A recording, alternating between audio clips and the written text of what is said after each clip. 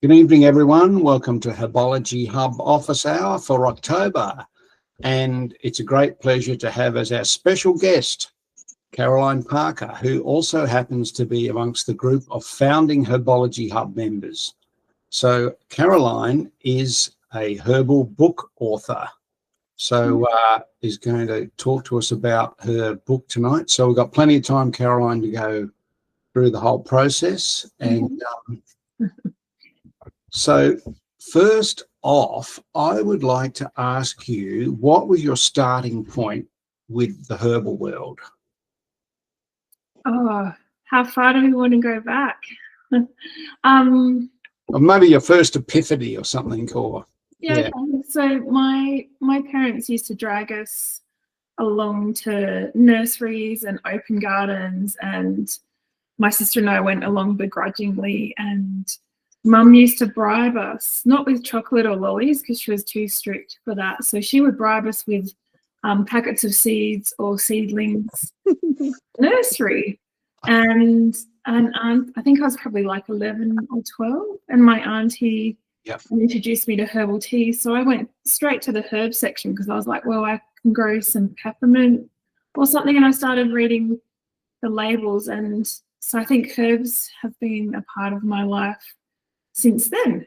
I think I met a lovely elder lady who was an aromatherapist, and kind of got into those things. And then one day I was on the beach, and it was like an epiphany moment, and I went, oh my gosh, I'm going to go and study herbal medicine. I think I was 26, and everyone was like, yeah, of course you are. And I was like, why did no one tell me? You were the last to find out. Yeah. The genesis of the book, Caroline, how did that did you get tapped on the shoulder? Were you lobbying or? I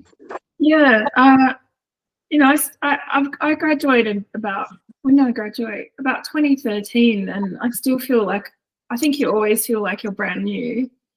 But I live in central Victoria, and I have my own little tea business when I graduated. So I sold to cafes and pretty gift stores and things like that. And during the lockdown years, one of my retail customers, she lives in a beautiful town called Newstead, and she's an amazing watercolor artist. So she does beautiful watercolor maps of people who have fancy gardens. And so she was writing a book called The Kitchen Garden and illustrating it. And I dropped a tea delivery off to her, and she said, oh, you know about weeds and herbs. I've got to write a section in my book about that. Can I use one of your recipes? So I gave her a recipe. I don't know, I think it was like garden tea or nettle something. And that went into her book. And then at some point, another delivery later, she's like, hey, Caroline, do you reckon you're going to write a book one day? And I went, oh, when I'm older, maybe.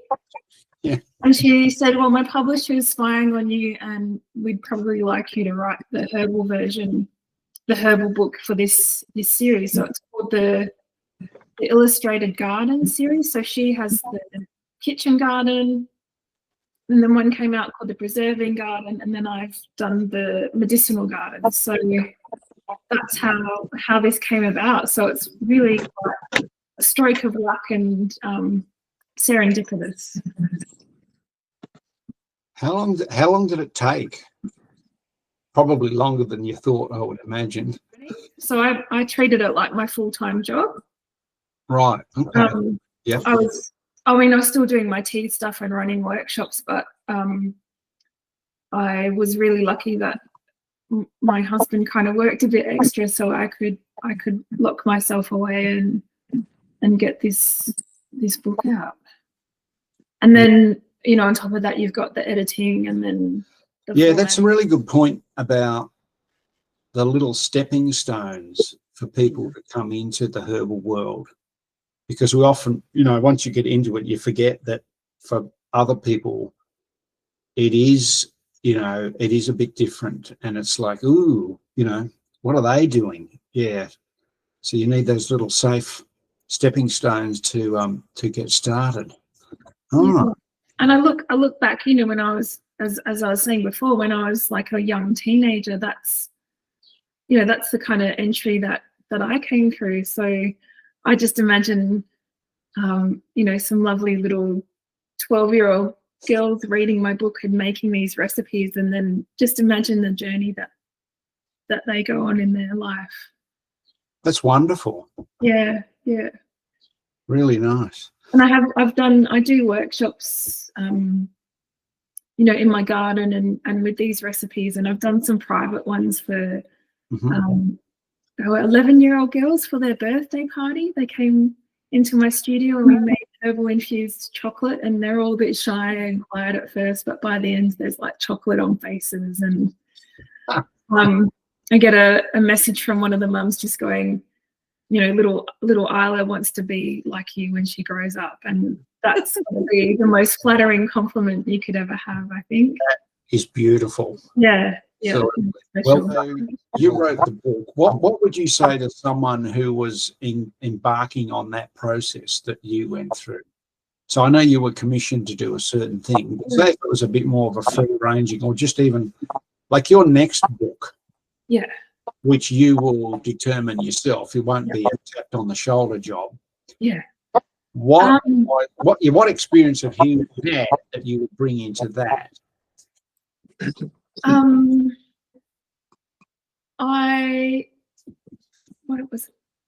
I'll tell you the process that I did. So I treated it like a job, and I block in time for writing.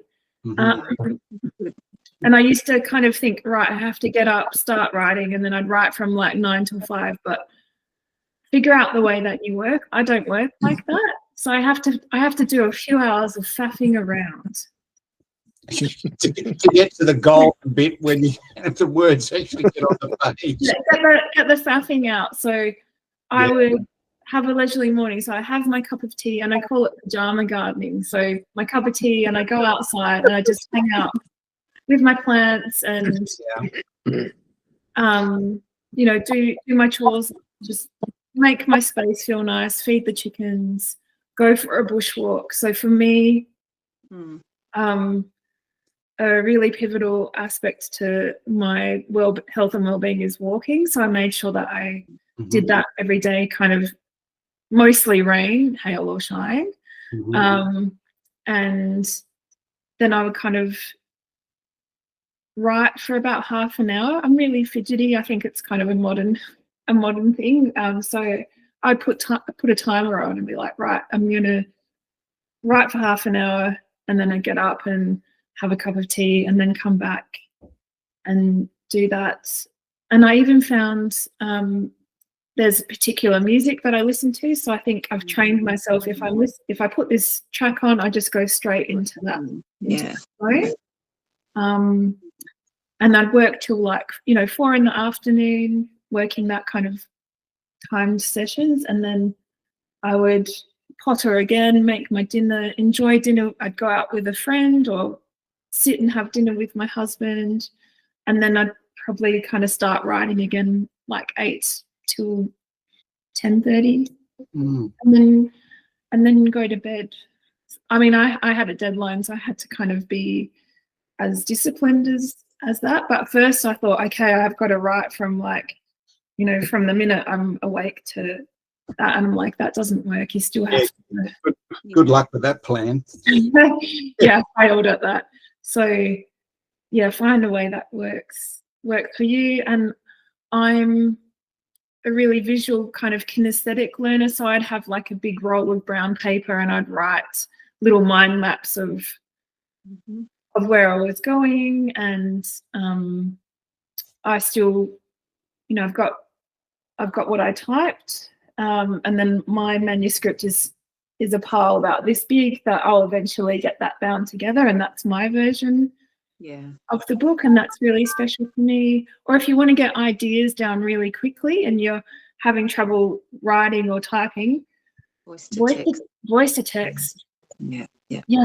Because you've got that blank page, and it can be kind of like overwhelming, and then you get kind of like that paralysis. I would just get my phone and speak it into an email. I'm sure there's apps for that, but I'm not that savvy. And I'd just be like, do a brain dump. I'd be like, oh, nettles, I love making nettle pesto. You know, if you hold it gently, it's not going to sting you as much, but the stems, they're really stingy, and just go on a ramble.